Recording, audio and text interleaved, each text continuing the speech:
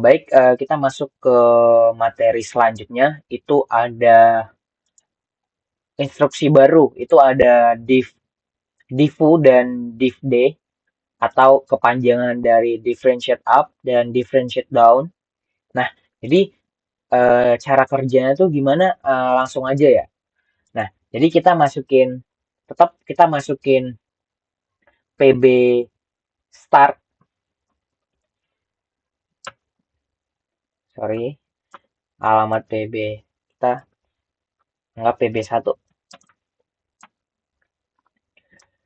Kemudian kita masukin output eh, L1.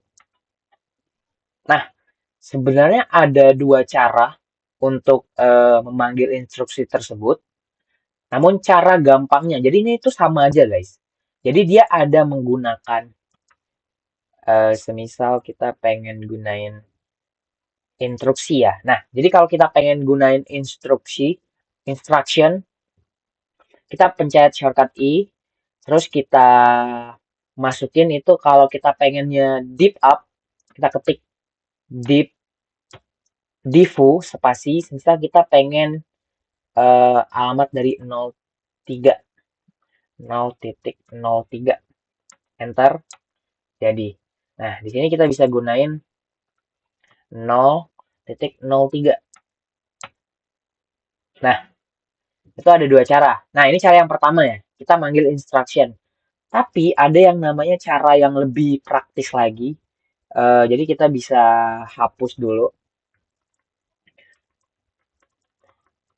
Hapus. Hapus. Di sini kita tetap pakai PB1.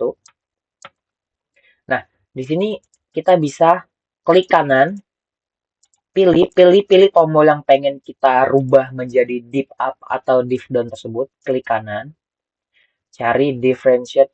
Nah, di sini kan ada tulisan tidak sama sekali up atau down. Nah, misal kita pengennya up. Nah, saya akan jelasin dulu apa itu div up dan div down.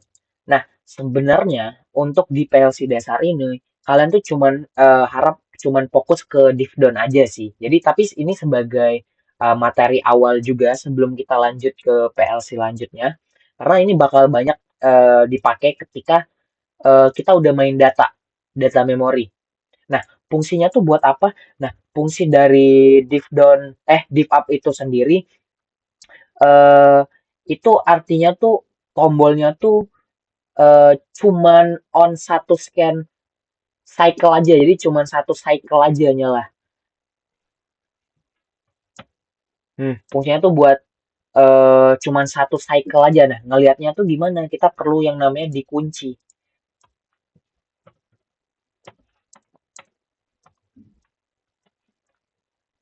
Hmm, dikunci, kita kontrol J. Nyalain, hmm, matiin.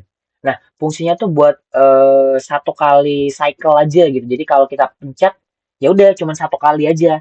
Nah, biasanya itu digunakan. Nah, kalian nggak ini tuh kayak sama aja gitu, kayak button biasa gitu, tanpa differentiated differentiate eh up kita hilangin nih, jadi biasa gitu.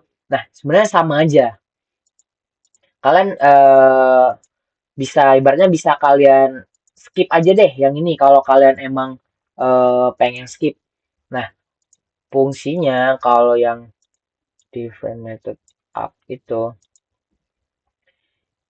fungsinya sebagai satu scan on cycle. Nah, cuma satu kali aja. Nah, biasanya itu untuk menghindari eh, double. Nah, kita sini jadi menghindari dua kali trigger kurung double trigger. Nah, atau itu bisa digunakan untuk trigger satu kali, misalnya start proses. Jadi fungsinya tuh buat sebenarnya ya paling benar tuh ini untuk menghindari double trigger gitu. Jadi semisal kita pengen ngaktifin sesuatu gitu. Nah, tapi tombolnya ini tuh nyalanya tuh bisa 3-4 kali gitu dalam satu kali sekuensial. Dalam satu kali sekuen tuh jadi satu kali apa ya namanya tuh satu kali siklus. Semisal dia bekerjanya 2 kali gitu. Nah, kita bisa menghindari yang namanya tuh double double trigger dengan menggunakan si deep up tersebut.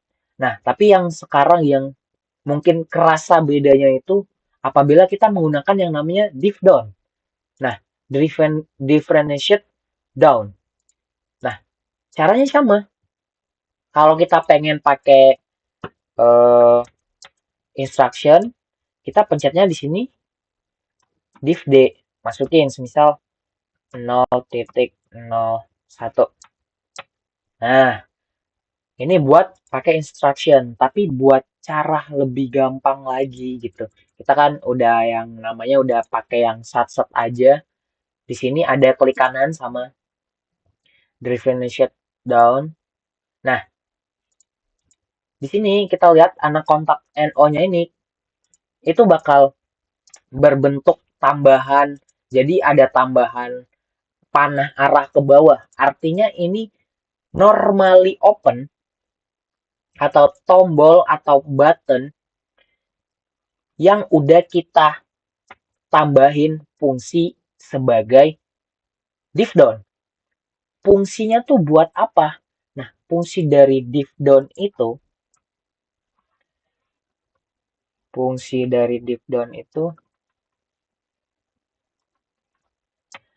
adalah untuk menghidupkan atau memutuskan output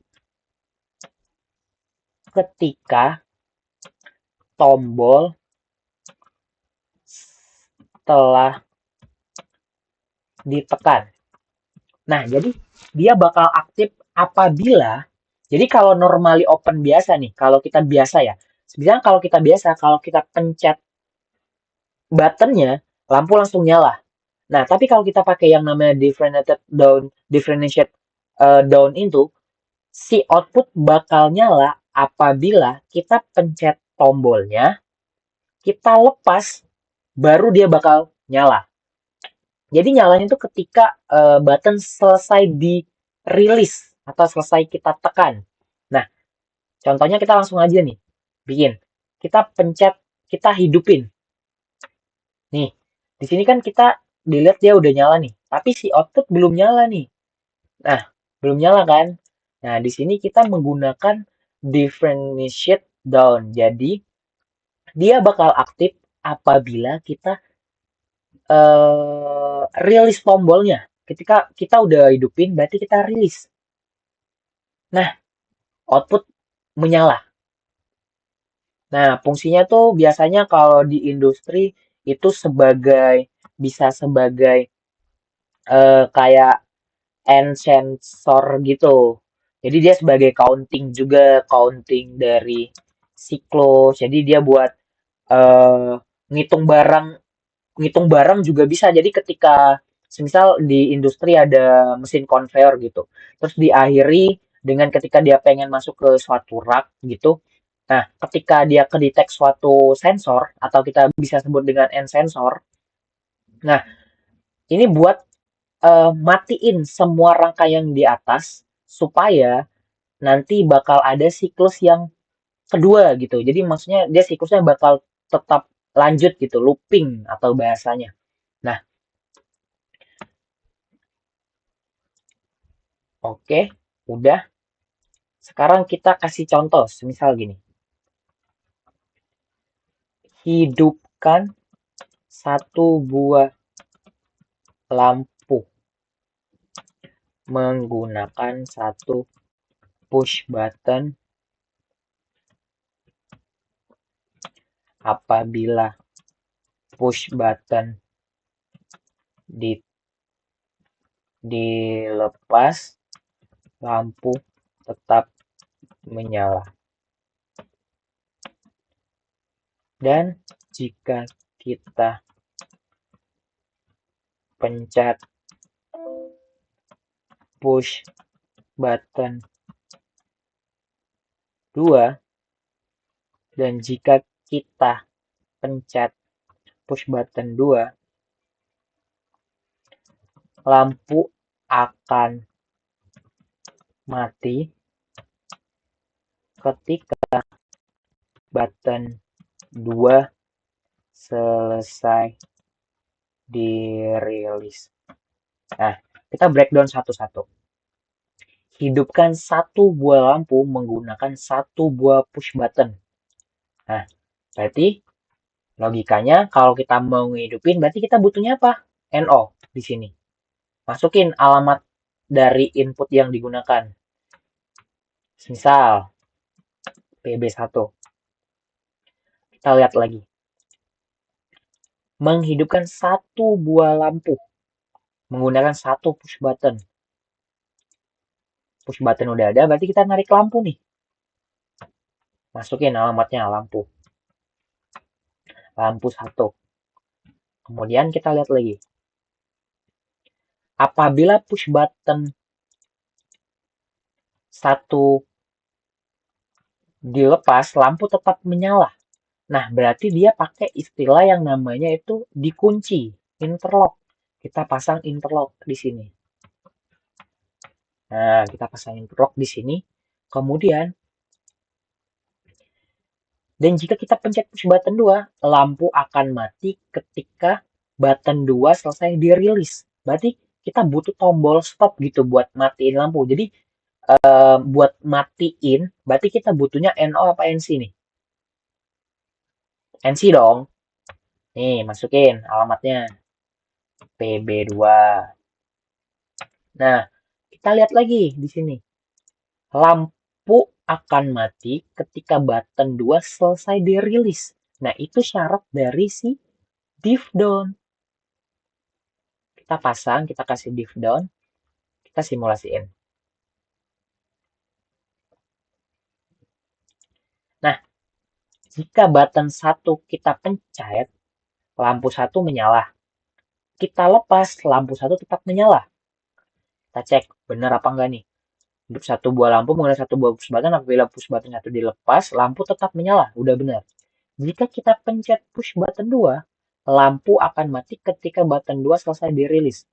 Kita pencet nih, PB2. Kita pencet. Nih, udah dipencet. Lampu belum mati. Matinya ketika apa? Button 2 selesai dirilis. PB2 selesai dirilis. Kita udah pencet, kita lepasin. Nah, kelihatan kan?